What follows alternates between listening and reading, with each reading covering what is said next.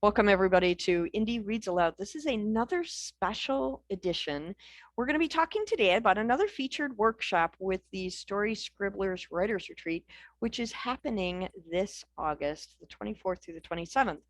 Andrew Allen Smith is going to be coming in to teach us a bit about the short story experience, and we're going to have some hands-on work with him as well. Andrew, thank you so much for teaching and for coming in to talk about this today. Why, you're welcome so much. It's always fun to have a short story experience. Ooh, Ooh, sounds sounds exciting, I it think. does sound exciting. So, people who have never dabbled with short stories or maybe have been playing with the idea, but they're really married to novels, um, what could they take away from this experience with us in August? Well, one of the things that they can take away, of course, is a short story, or at least an understanding of what a short story is, and walk away with the difference between the flash fiction short stories and novellas, and get an idea if that's a place that they'd like to start. There are some different challenges with short stories. The biggest challenge is you have a very limited amount of time to introduce your character, get your readers to like that character or become engaged with that character or really hate that character, and then find their pathway. And what we'll do is look at different methods of doing that and how to focus without making it into a massive novel and a ton of run-ons.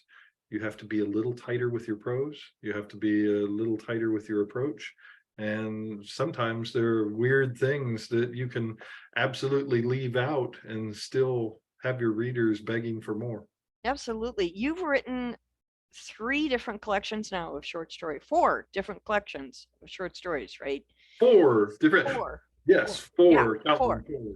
And Uh, so my question was going to be, what is the thing that keeps you coming back to the short form? Because I know you also do a lot of really intense novel work, but you come back to short form. What's the most enticing part about that short form for you? it gives your mind a place to go where you can enjoy a short journey into another dimension. And it may not be a different dimension. We think of dimensions and world building as creating a whole new fantasy world or a whole different reality. And sometimes it's just creating another dimension where things happen, one thing happens a little bit differently. And that sometimes is a nice repast where you're focused on this bigger book and you're pushing through. Then you have this tremendous idea, and wow, that idea is fantastic. Let me spend just a little time with that. And you write 2 or 3,000 words and stop. And suddenly you have a part of a story or a complete story that is really a good short story. It's a slice of life, a slice of what that larger novel or a novella would be.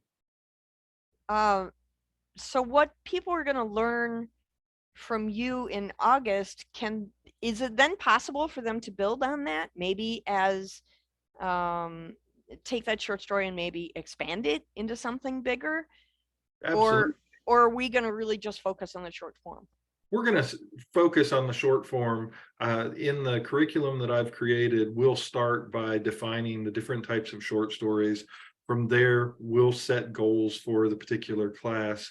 And I will have a series of cards that will be handed out to people that cover, hey, here's your main character, here's what they're facing, and here's different challenges.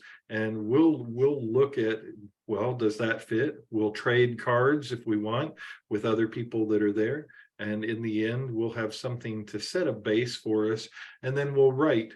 And as we write, we'll come up with some basic ideas, a good catch sentence, a good way to look at the imagery and set a partial world that these people can live in.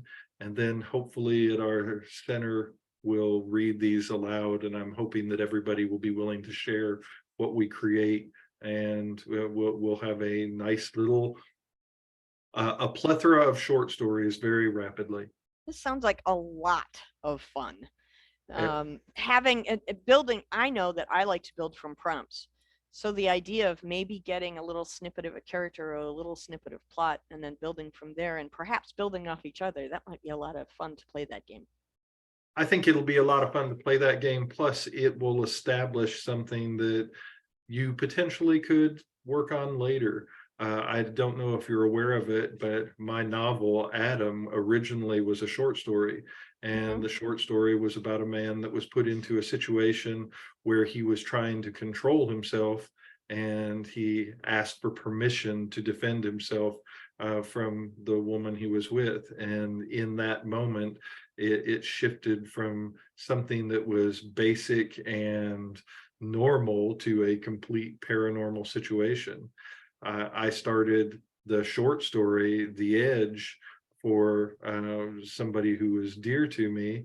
And in the process, it has become 3 installments and will become a novella, or more likely a novel. And as recently as about 7 months ago, I was working on a short story from a situation from Once Upon a Book, a nice little area, and this little tiny short story took on a life of its own. And here I thought it would be 1,000 or 2,000 words, and it's over 10,000 words now.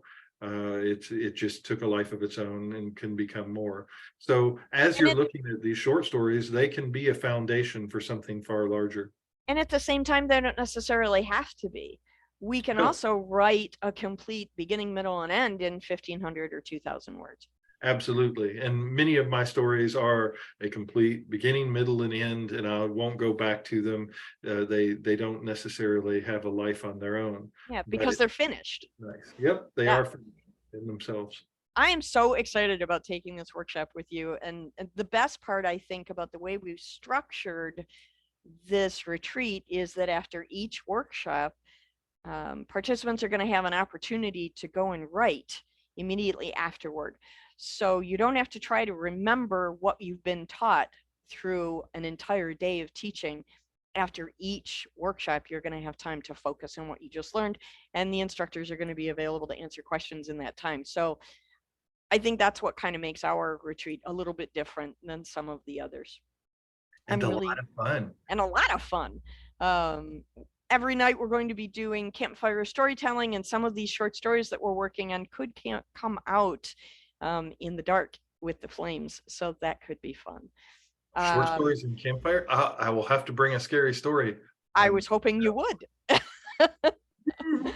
The retreat is August 24th through the 27th. It's all inclusive workshops, writing time, critique and feedback time, meals and lodging, more s'mores than you can consume, uh, campfire storytelling. And then we're also going to do a public book festival on Sunday afternoon.